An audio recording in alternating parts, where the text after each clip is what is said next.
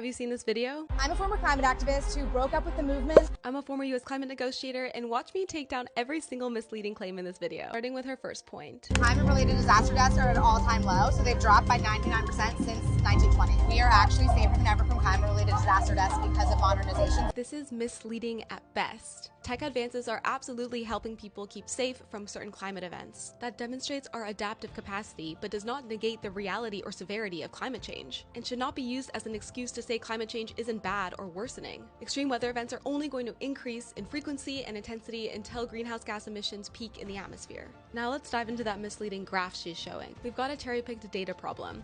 Deaths from extreme weather events is not a reliable metric to quantify climate change, and let me explain why. This chart is from Alex Epstein, who's a known promoter of fossil fuels. For example, he authored The Moral Case for Fossil Fuels. In the chart that shows a 98% reduction in climate-related deaths from 1920 comes from MDAT data, which is a disaster database. First of all, the 98% trend completely disappears if you go back just one more decade to the 1910s, which shows a much lower mortality rate reduction, around 30%.